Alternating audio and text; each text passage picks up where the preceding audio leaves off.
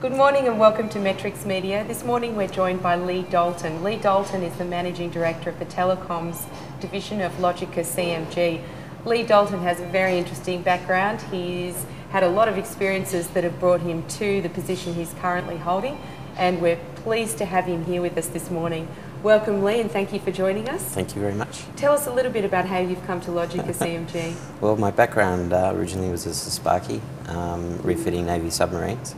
And I moved into computers in the IT industry for a few years, then moved into proprietary mobile data, satellite telephony, and digital two-way radio systems, predominantly with the government departments, prior to getting the role as regional sales manager initially with the products part of Logica's business, which at the time was mobile networks. And as the businesses have merged, and we created a fairly strong force in the telco market. How important is the mobile networks business at Logica? It accounts for around 85% of my revenue, so it's pretty important. It also is one of the most profitable parts of a business, being product-based. Has that changed, and is that looking to change as the environment becomes more regulated? I mean, there's always competitive pressures, particularly as the technology becomes more mainstream. So you're always looking to continually evolve or try to add value other than just shipping a box, which is virtually what some of our products have become. One of the things that I noticed someone said at the Mobile Marketing and Advertising Awards last week was that, or a couple of weeks ago rather, was that there's the regulators are looking to cap the cost of premium SMS and MMS. Yes. How will that affect your business? The cost of the actual service that is delivered to the end user is not actually governed or controlled by us. We actually provide the technology or the infrastructure that makes the delivery of that medium possible. So the prices are actually set by the telcos themselves or by a regulatory body that might have the influence. So when they did go to look at putting premium SMS into the market, it was originally capped during original discussions at the 55-cent premium rate. And is that changing? Are a lot of vendors offering rates lower than that? A lot of telcos offering rates. Yeah. Not, as far as I'm aware, not in Australia, other than regular SMS, where you see the Virgin 5 cent per message between Virgin Mobile. And how is a Virgin able to do that? It's their marketing ploy. If it's between mobile to mobile, then you're not actually paying a inter-telco charge, which occurs when you send an SMS from a Vodafone handset to an Optus handset, for example. Mobile marketing in Australia has taken off at an extraordinary rate, and it was a delight to see so many people at the Mobile Marketing and Advertising Awards.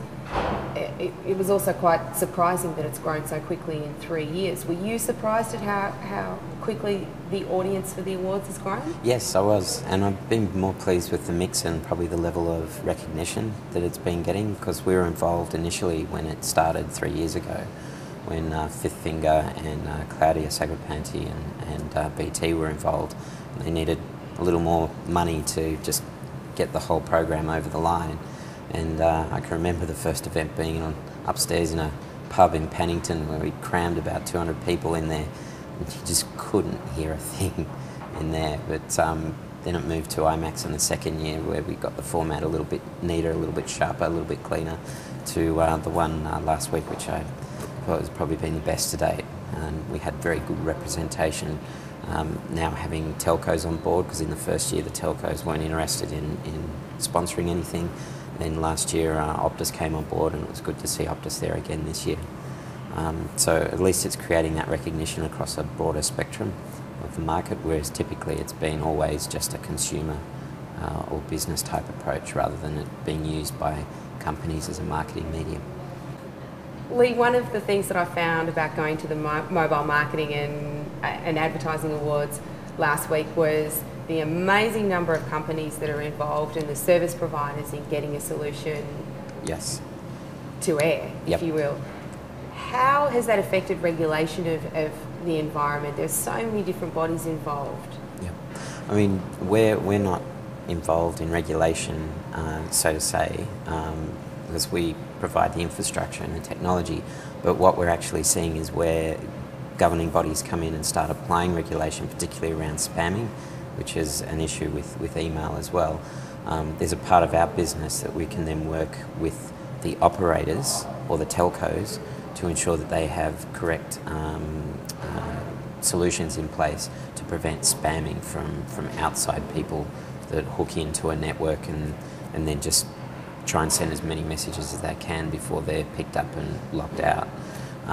So just as they're focusing on trying to stop email spamming, there are technologies that we can put in place to help whatever the regulating bodies decide to do to help control that element of mobile marketing. There are a couple of different bodies that have Yes. become involved in providing standards or guidelines, if you will. Who's taking the lead there? It seems, originally from a self-governing point of view, it's been ABMA with the Mobile Marketing Council, but also the ACA have also, because they control the numbering ranges and how they're used and what they're used for, and they're also the ones that step in and control the pricing from a regulatory point of view. So it's really the ACA in conjunction with ABMA and Mobile Marketing Council that have been setting any sort of regulations or standards. But we're there and we're involved, but we're more interested in seeing where it's going. So what we might have applied in other markets, particularly around security control and spamming, that we can then bring to the market here to make sure that the telcos comply with the requirements from the ACA. So are you really, who's your customer then? You spoke earlier about being involved with the Fifth Fingers and Legion Interactive. Are they still your customers? Indirectly they are, but ultimately our main customers are the telcos, which are the Optuses, Telstra, Vodafone, Hutch, Virgin and Vodafone New Zealand.